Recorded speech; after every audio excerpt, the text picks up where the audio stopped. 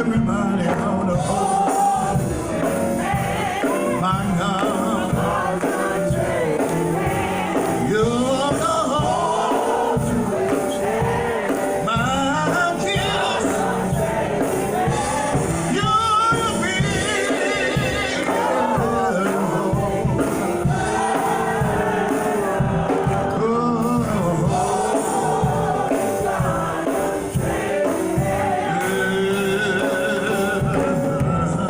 trust in Him, He will not leave you.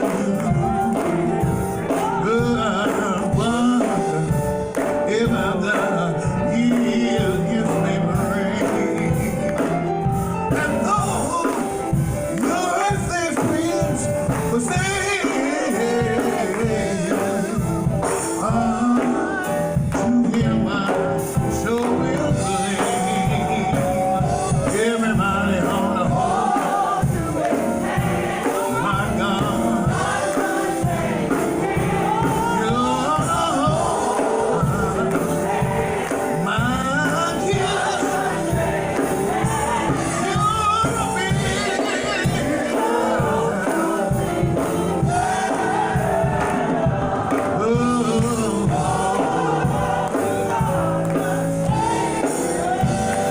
Oh, bless the Lord in this place. Truly, what an awesome God we serve. Congratulations to our graduates on today. We celebrate with you having reached this significant milestone in life. And we certainly wish you the best. I want to say to each one of you, you know what it took individualistically to get to this point in life. And I think all of you will agree with me that anything that's valuable takes work. And I want to suggest to you to continue to press forward to become all that God has put inside of you. Because there is a person in you that is yet to be introduced to the world. And we're waiting on that individual. We thank God for you. Give our graduates another big round of applause. I was in prayer last night. Y'all may be seated. I was in prayer last night, and I asked the Lord to give me something for these graduates on today, and perhaps all of us were here. The Word of God is good for any occasion. There's always something in it to give us what we need to make it through this maze that we call life. The reason I call it a maze is because you can't see straight through it. Always some twist, some turn, and we have to keep on moving. Don't give up. Trust that the God who was with you when you started is the God who will be with you when you finish. There's a word from our Lord. It's found in the first book of the Bible, Genesis, chapter 37, verses 19 through 20.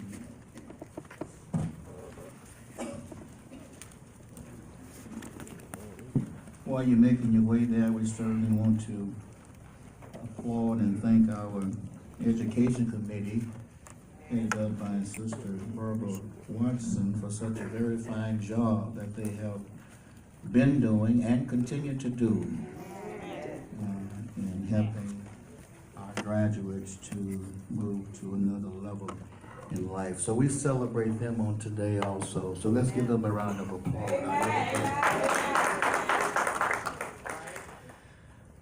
Genesis chapter 37, commencing at verse 18 and concluding at verse 20. When you found it, just say amen. Amen. Verse 18 says, "And when they saw him afar off, even before he came near unto them, they conspired against him to slay him. And they said one to another, Behold, this dreamer cometh. Come now, therefore, and let us slay him, and cast him into some pit. And we will say, some evil beast hath devoured him, and we shall see what will become of his dreams. Today I just want to tag this message and talk about this. If you don't mind, turn to your neighbor, just look him in both eyes, take him by both hands and smile at him and say, neighbor, it's going to get better. So neighbor, the message today is beware of dream killers.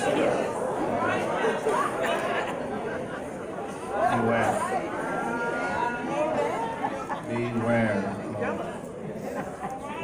dream killers. Dreams are significant because dreams are the stuff that reality is made of. We look at most of the things that have become real to us, they had their beginning with a dream. The airplane had its beginning with the dream of the Wright brothers. The steam engine had its beginning with the dream of James Watt. The clock had its beginning with the dream of Benjamin Banneker. And every dream that has come to fruition is because the person who had the dream did not let anything deter him or her from fulfilling their dream. My brothers and sisters, we are introduced to a dreamer in this text on today, and that dreamer's name is Joseph. We're grateful to Joseph for not forfeiting his dream, because Joseph's dream had some far-reaching consequences. Joseph's dream was a dream that reached all the way over into where we are right now, because his dream ultimately involved the coming into the world of our Lord and Savior, Jesus Christ. Joseph, at this particular time, he's 17 years old. He is the son of Jacob, one of the 12 sons of Jacob. He's vivacious, he's energetic, he's focused, because Joseph has a dream. Joseph understands that it's dreams that move you from the valley to the mountaintop. That it is dreams that will lighten up your pathway to your destiny. It is dreams that will usher you into your future. And it is dreams that give you aspiration and great expectations for what lies ahead of you if you just hold on to your dream. But Joseph is about to learn a very valuable lesson when it comes to dreams, and that is, you can't share your dream with everybody. There are some people who specialize in killing dreams. Some people are not going to be happy with your dream. You see, we live in a world where there are people who don't mind you getting a job, just as long as you don't get a job that is better than their job. We live in a world where there are people who don't mind you driving an expensive automobile, just as long as your automobile is not more expensive than theirs. We live in a world where there are people who don't mind you living in a big fine house, just as long as your house is not bigger and finer than their house. But brothers and sisters, you would think, as we check this text, that when Joseph told his dream to his family, to his biological brothers, that they would celebrate with him. But instead, if you check the text, just the opposite happened. Joseph's brothers began to be jealous of him, to be envious of him. They began to hate on him. All right. Jealousy and envy can persuade some people to do some devious things. Jealousy and envy can cause a brother to turn on a sister to turn on a brother, a husband to turn on his wife, a wife to turn on her husband, even best friends to turn on one another. Jealousy and envy is a dangerous thing. And so Joseph's brothers were so full of envy, so full of jealousy, that they decided that we're going to put an end to Joseph's dream. And the way to put an end to Joseph's dream is to put an end to Joseph. And believe it or not, there are people in the world today who will smile in your face all the time, plotting how they can take you out of here. But you got to understand that what your charter is in life, you got to stay with the plan. No matter what happens to you. Joseph's brothers decided the way they would end his dreaming theatrical was that they would throw him into a pit. And it felt like if they threw him into a pit, that would kill Joseph and end his dreams. But little did they know that Joseph's dream, the fulfillment of his dreams, had a direct impact on their livelihood. Brothers and sisters, we need to be careful how we treat one another. Be careful how we talk to one another. Careful how we press one another down, because you never know who you have to go to one of these days to ask for a favor, to ask for assistance, to ask somebody to get you through a tight place. Joseph's brothers threw him into the pit. And Joseph was not despondent, he was not worried, because if you check the text, the Bible says God was with him.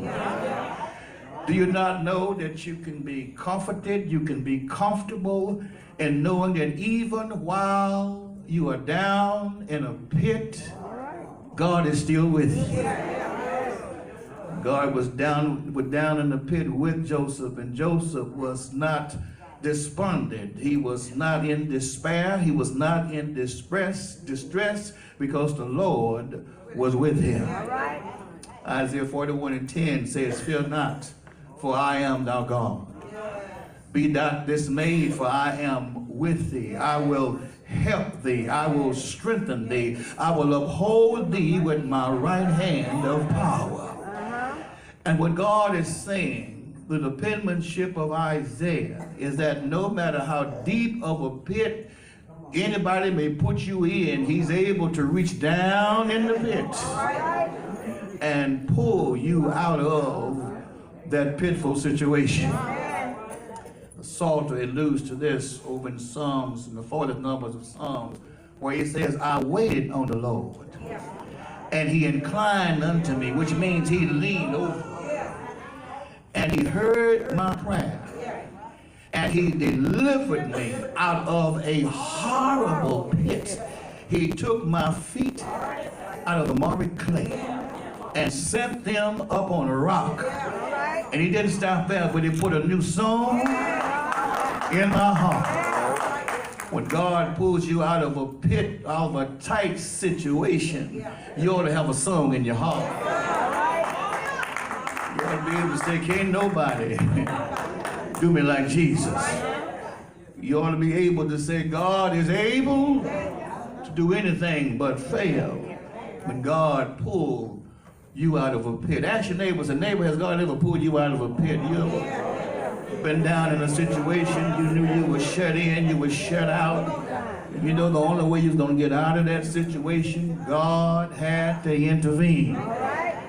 So they brought him out of the pit, and Joseph was out of the pit, but guess what? They sold him into slavery. Sold him to Potiphar. Potiphar took Joseph to his house. And it kind of looked like things were getting better now. You see, he's in Potiphar's house. Potiphar has promoted him. Potiphar has made him the overseer of everything in his house, the overseer of all of his property. But you know what? Joseph met with another dreamer. The other dreamer was Miss Potiphar. And Miss Potiphar had a different dream than Joseph dreamed. Do you not know you'll meet up with people whose dreams will conflict with your dream? You meet up with people whose ambitions will conflict with your ambitions. You meet up with people whose destiny will be in conflict with your destiny. And I want you to see Miss Potiphar. She was strong-willed. She tried to get Joseph to compromise and to forfeit his dream. But let me say this to you. If you don't remember anything else I say, don't you let anybody make you compromise or forfeit your dream. Remember who you are, and most importantly, remember whose you are. Remember the God that brought you where you are is the God that's able to take you on far. And as long as you stay with him, he will not let you fail. So Joseph here, when he was met with this temptation, I like what he did. Joseph put as much space between him and the temptation as he quickly could. You miss your shouting point there. When you meet with temptation, and you will, the best thing for you to do is put as much distance between you and the temptation as quickly as you can. Because if the truth be told, it's because the distance got too close that the temptation became too powerful. But if you just put some distance between you and the temptation won't have an opportunity to make you trip up. Joseph left. He flew out of the house. He left out of the house with such speed that he left his coat hanging in her hand. Joseph told her, you can have the coat, but you can't have my dream. You missed it again.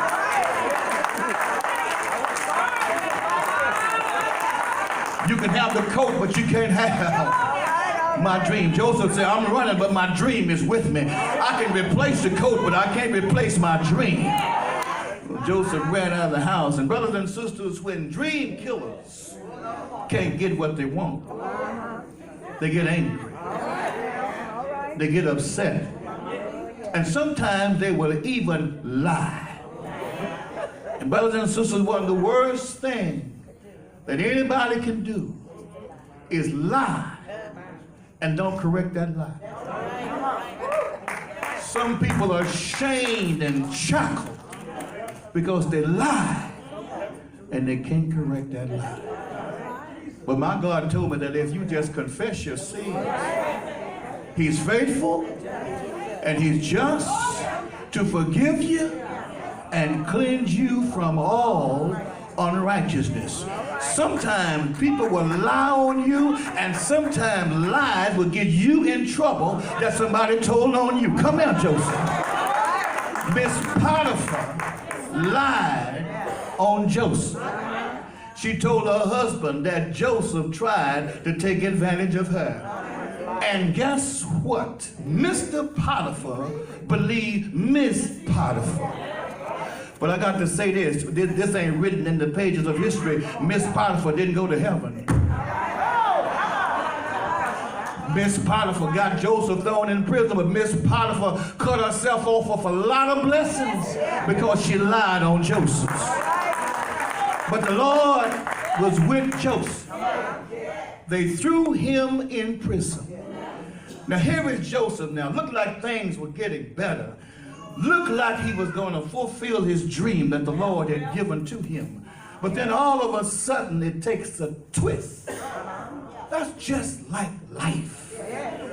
You can be going straight, you can be moving in what you think is the right direction, and all of a sudden you run up on a twist.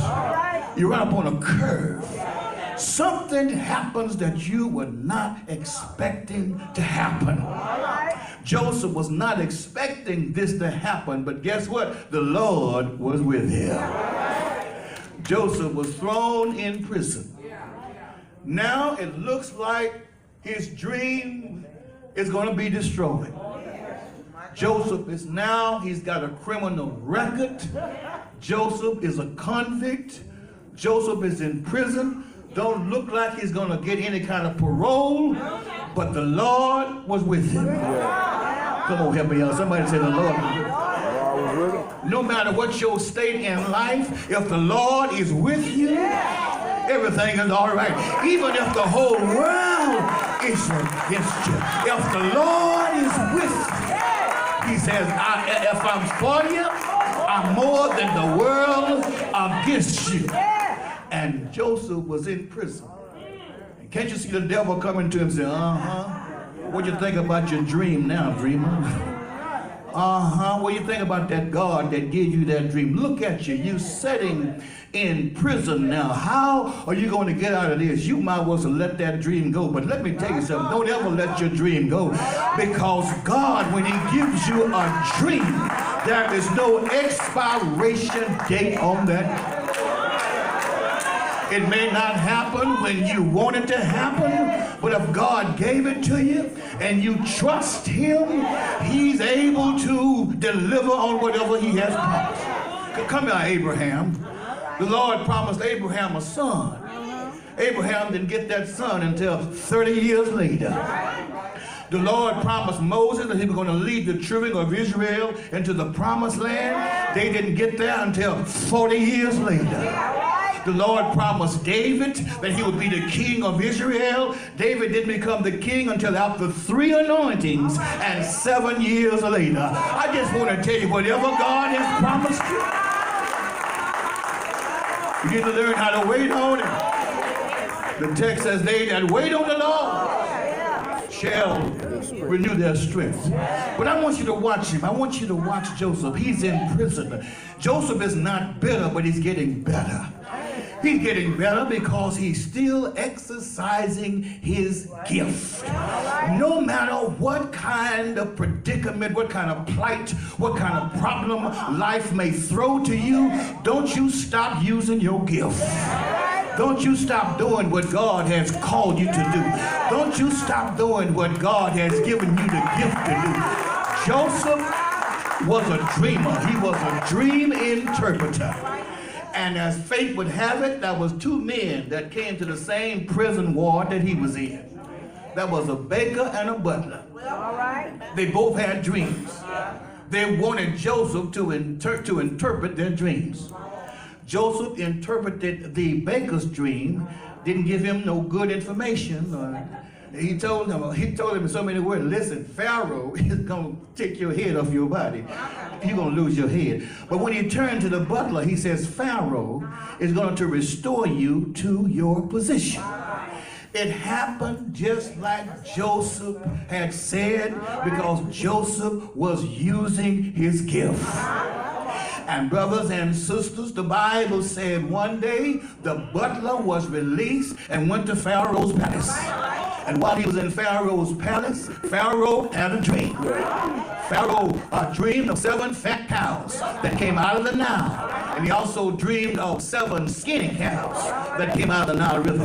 And the 7 skinny cows ate up the 7 fat cows. Then he dreamed of 7 full years of corn and 7 skimpy years of corn. And the 7 skimpy ears of corn ate up the 7 full ears of corn, and Pharaoh couldn't figure that out. But I want you to watch how God works. The butler that was in prison with Joseph said, Pharaoh, I remember a fella over in the prison ward. He interpreted my dream, and I believe he can interpret your dream. I'm going to give you another strong point here. Remember this in life. There's always one person that stands between you and the next level in your life. You don't know who that person is. That's the reason why you should treat everybody right. That's the reason why you should be loving to everybody, because you don't know who that one person is. If Obama had not met Michelle, he'd have never been president of the United States. There's just one person that stands between you. Have I got a witness here? And you moving to the next level in your life, and God will hoodwink you so you don't know who that person is. But when that person shows up, God will move it back and say, oh! It was the butler, the one who waits on Pharaoh, the butler, the one who opens the doors, the butler, the one who washes Pharaoh's feet, the butler, the one who washes Pharaoh's clothes, the butler, the one who washes up the dishes and put them away. The butler was Joseph. Next step to the next level in his life. Pharaoh sent for Joseph. Joseph comes out of the prison, comes over to the palace. Pharaoh tells him his dream, asks him if he can interpret it. And see, Joseph had been using his gift because Solomon says your gift will make room for you. When I used to work at Exxon, we had an old saying to say in the cooperative room, earn your place at the table. And see, you didn't just come in there and sit in any seat. You had to earn. Oh, come on, you're going to get that. You had to prove that you were worthy to sit among the folk who were the brain trust of the company. You didn't just pull up a seat and grab a cup of coffee. You had to answer a few questions. You had to prove yourself. And your gift will make room for you. So Joseph here, he told Pharaoh, said, Pharaoh, I know what that means. So that's easy. He said, that means that there's going to be 7 years of plenty and 7 years of scarcity in Egypt. Pharaoh said, really? And then Joseph said, let me help you out. What you need to do is during the 7 years of plenty, he says you need to store up. And when the 7 years of scarcity come, he says you'll have enough to go through the tough season. That's good administrative advice for anybody. Because in life, believe it or not, we have some years of plentiness. And we have some years of scarcity. Have I got a witness here? I don't care who you are, my brothers and sisters. In this life, you will have some highs and you will have some lows. You will have some instances when your bank account look ooh-wee. And there'll be some time when it look my. But you gotta learn something called budget. Can everybody say budget? I'm gonna move it a little bit. Because that keeps a whole lot of us out of trouble if we just learn how to put a budget in place. Help us out, Pastor. We get into the mall and we take out that card and we're like a samurai warrior that's running through there. Charge! Pick this up. Charge! Pick that up. Charge! Then when the bill collectors start calling you, you want to put blessed oil on the phone. I rebuke you in the...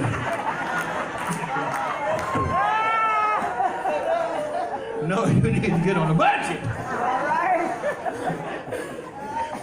So Pharaoh said, Joseph, I'm going to make you, amen, the proprietor. I'm going to make you the prime minister over Egypt. I want you to look what God did with Joseph, how he got him to where he wanted him to be. The Lord first of all allowed him to go to the pit. Then from the pit to Potiphar's house. Then from Potiphar's house to the prison. Then from the prison to the palace. Then from the palace to prime minister of Egypt. God knows what he's doing, isn't he? And so here is Joseph now. The years of plenty came and they stored up, but then the years of scarcity came. When the years of scarcity came, it also hit his homeland, Canaan.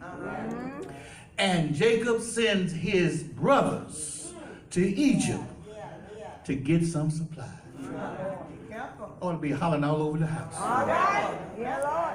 He sent Joseph's brothers, the ones who had called him a dreamer, the one who threw him in the pit, the ones who said if we killed him, his dreams would die.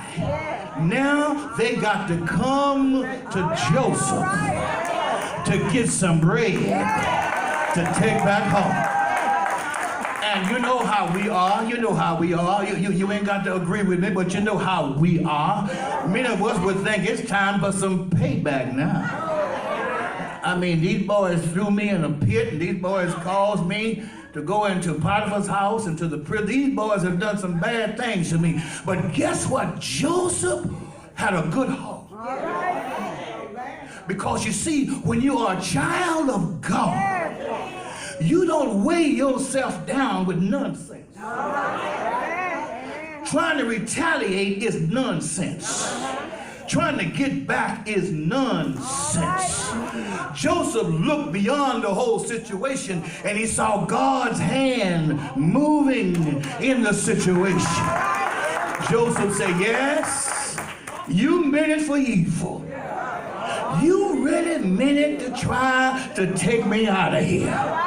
But God was in the plan because God meant it for good. The word meant comes from a Hebrew word which means to weave. It's amazing how God can weave good among bad. How God can weave success among failure. How God can weave victory among defeat. God is able to weave you out of the situation if you just trust in him. So Joseph did not get no payback. And I want to say to our youth today and say to all of those who are here, we live in a world that one time or another, if you haven't met with it yet, they're going to mistreat you. All right. Oh, yeah. Oh, yeah. Oh, yeah. Don't you think that all them folks hugging on you and loving on you, don't you think that they're your friend, baby? You'll find out some stuff will make you weep if you let them into your inner circle. All right. You ought to have an inner circle that nobody can get into. And your heart ought to be in your inner circle. So when people on the outer periphery do stuff that they should not do, it won't bother you as much because they're not in your inner circle. Come here. My grandma told me, said, in your inner circle, you should not have no more than 3 people. You can squeeze 4 or 5, but just have 3 people that you can trust. 3 people that you know when you get in a tight spot and you go to them, they're always going to give you the right information. Just 3 people that's going to pray for you and pray with you. Just 3 people that are never going to do anything to harm you. And you got to choose those people carefully.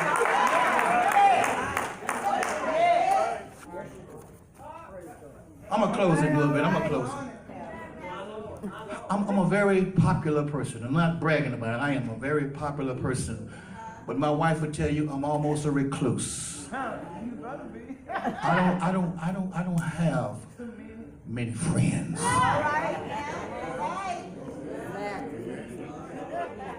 Y'all better hear me. I have a whole lot of associates.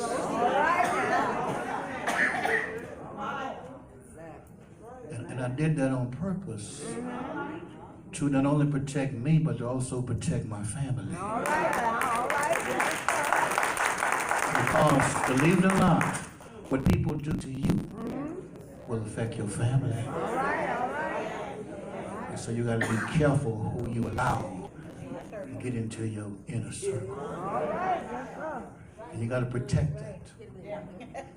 Don't let nobody sweet talk their way into that. Come on. Oh, you so fine.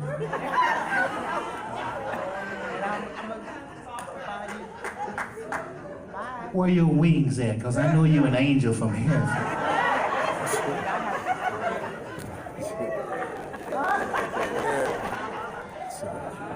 Bye, boy. That sound like Bobby Bland, huh? Baby, you better tell Sugar Bridges to get on down the street.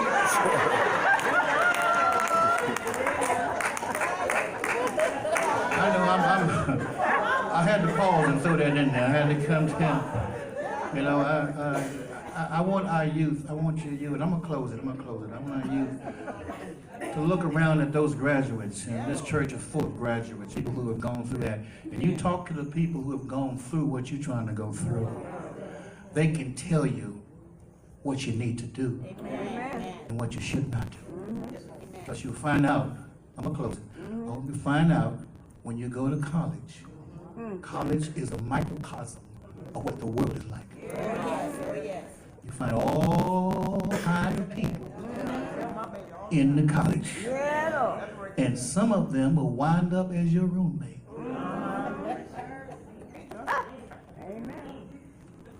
And you need to be prayerful. Okay, come on, close it, Pastor. I'm reminded of a fellow who was looking for a Persian rug. And he went to this city where there was a man there who was an expert in making Persian rugs.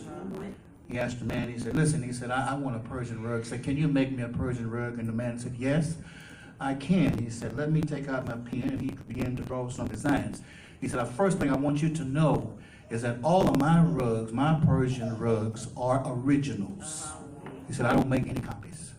So he took out his pen, he began to sketch a design, and the man looked at the design. He said, I like that design, I love that. He said, when can you make that rug for me and have it ready? He said, come back in about a week's time, and I'll have your rug ready. Sure enough, the man came back in a week's time. The rug maker was waiting on another customer, so he decided to take a stroll through the store. When he strolled through the store, he happened to walk upon a rug that had his name on it. He looked at that rug and he became angry. He became furious. And the man looked at him who owned the shop. He came over to him and said, is there a problem? He said, yes, there is a problem. He says, is this my rug? And the rug maker said, yes, it is your rug. He says, it can't be. He said, look at this rug. It's tattered. You got fibers that are sticking out of it. It's all exposed. It's rough. He says, this can't be my rug. Look at the design. It's all distorted. And then the rug maker smiled and said, you're looking at the working side.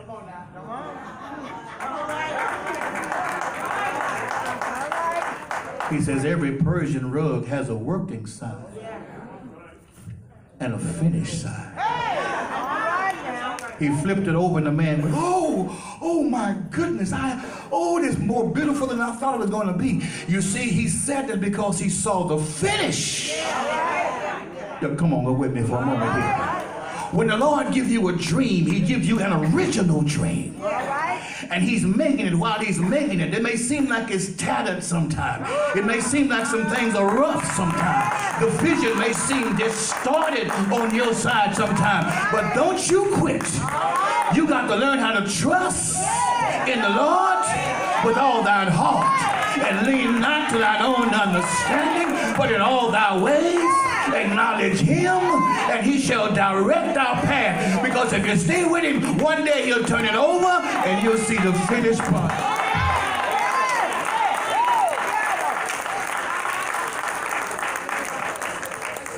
God bless you. I hope I didn't hold you too long. We're going to extend the invitation at this time. Erica, you feel like singing, baby?